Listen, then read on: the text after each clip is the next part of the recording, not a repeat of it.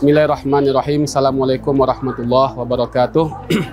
Alhamdulillahirabbil alamin wassalatu wassalamu ala asyrafil anbiya'i wal mursalin Sayyidina Muhammadin wa ala alihi wa sahbihi ajmain.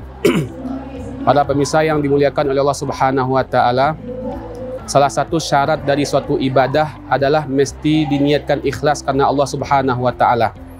Sebagaimana Allah mengatakan di dalam Al-Quran surat Al-Bayyinah ayat 5, wa ma umiru illa liya'budullaha mukhlishina lahuddin. Shadaqallahul azim. Dalam ayat ini Allah mengatakan bahwa tidaklah seorang itu diperintahkan dalam menjalankan suatu ibadah atau suatu agama melainkan ikhlas karena Allah Subhanahu wa taala.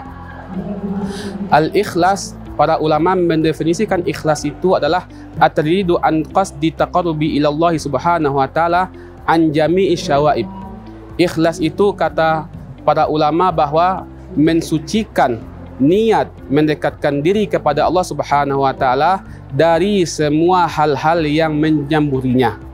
Oleh karena itu, para pemirsa yang dimuliakan oleh Allah Subhanahu wa taala, ikhlas itu diibaratkan dalam Al-Quran seperti sebuah air susu yang berada di antara kotoran-kotoran. Sebagaimana di dalam Al-Quran disebutkan, wa inna lakum fil an'ami la ibratan nusqikum mimma fi butunihim min baini farthin wa damin labanan khalisan sa'igan lisyaribin. Sesungguhnya bagi kalian adalah suatu pelajaran terhadap hewan-hewan ternak kalian yang kami beri minum kepada kalian dari apa-apa yang ada di antara kotoran dan darah, yaitu air susu yang murni yang mudah untuk diminum oleh orang-orang yang meminumnya. Dari sini bisa kita pahami bahwa ikhlas itu adalah kemurnian dalam beribadah. Ikhlas itu membersihkan ibadah kita, membersihkan niat kita dari semua yang mencampurinya dari kotoran-kotoran sifat riya. Oleh karena itu, Imam Al-Ghazali rahimahullahu ta'ala mengatakan bahwa salah satu definisi ikhlas itu adalah antakuna a'maluka kulluha lillahi subhanahu wa ta'ala wa la yartahu qalbuka bimahamidin nas wa la ta'sa bimazamihim.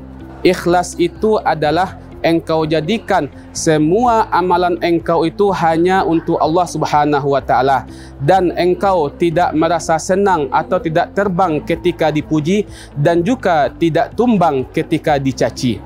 Dari sini bisa kita simpulkan bahwa apabila kita beramal atau beribadah kepada Allah Subhanahu wa taala, kita tidak memperhatikan bagaimana tanggapan-tanggapan orang lain terhadap ibadah kita.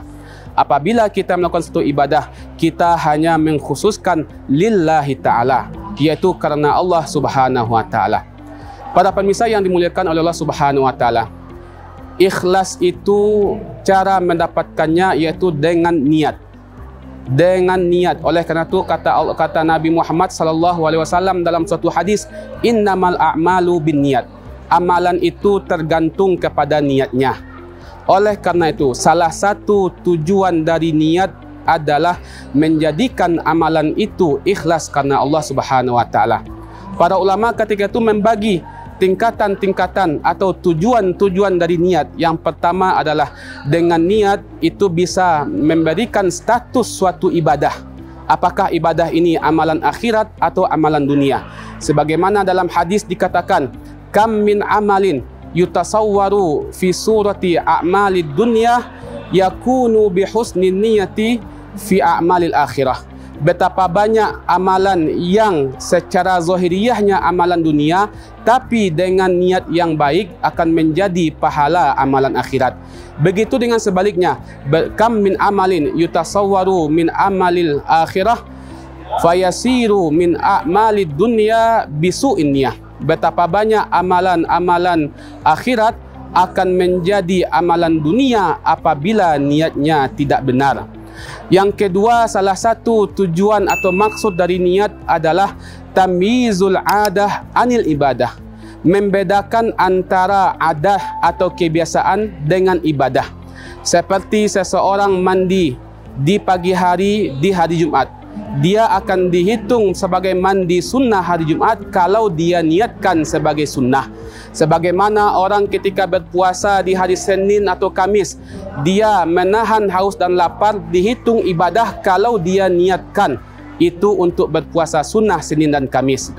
Yang ketiga, salah satu maksud atau tujuan dari niat adalah tamyizu rutabil ibadah, membedakan antara tingkatan-tingkatan ibadah. Maka dari sini bisa kita simpulkan bahwa untuk memastikan tingkatan ibadah, apakah ibadah itu fardu atau ibadah itu sunnah, maka mesti kita bedakan dengan niat.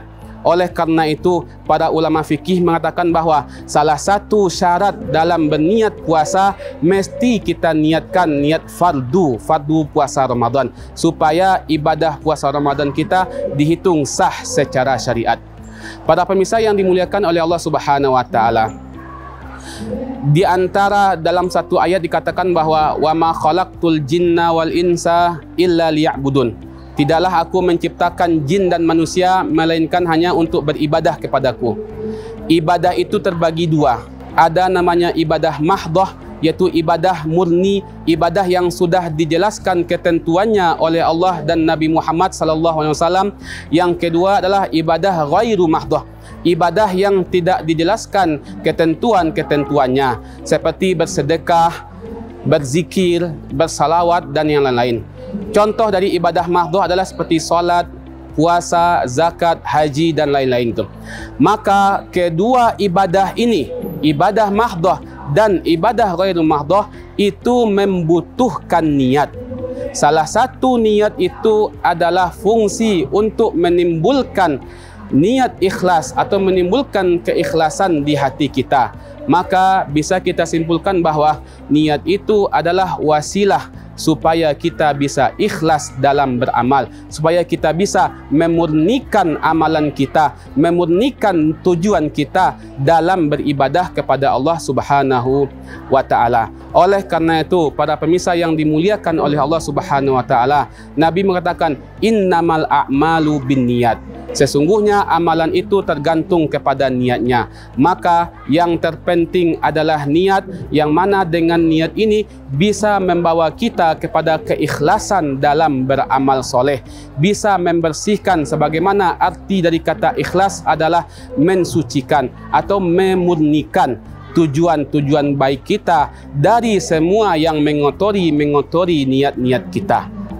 Para pemirsa yang dimuliakan oleh Allah Subhanahu wa taala, mari kita sama-sama memperbaiki niat kita dalam setiap amal ibadah kita. Karena dengan niatlah yang membedakan semua bentuk gerak-gerik kita, baik itu dalam ibadah ataupun dalam hal yang lainnya. Apapun amalan baik kita, baik itu amalan yang bersifat dunia ataupun amalan bersifat akhirah, mesti kita niatkan ikhlas karena Allah Subhanahu wa taala, supaya amalan yang kita lakukan tidak sia-sia. Amalan yang kita lakukan tidak menghabiskan waktu, tidak menghabiskan tenaga, tidak menghabiskan waktu yang sudah kita peruntukkan untuk ibadah tersebut. Para ulama mengatakan bahwa niat salah satu syarat dari suatu ibadah. Kita menuntut ilmu, kita niatkan ikhlas karena Allah Subhanahu wa taala. Kita berpuasa, kita niatkan ikhlas karena Allah Subhanahu wa taala. Kita solat duha, solat tahajud, solat yang lain, kita membantu orang lain, bersedekah, kita niatkan lillahi taala. Maka itu semua murni karena Allah Subhanahu wa taala.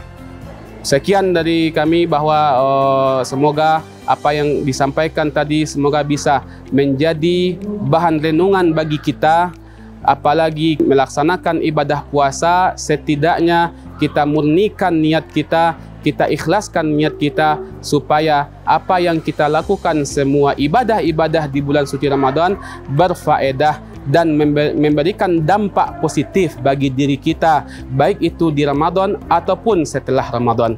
Mohon maaf atas segala kesalahan. Aqulu qawli haza, astaghfirullah li wa lakum, innahu huwal ghafurur rahim. Assalamualaikum warahmatullahi wabarakatuh.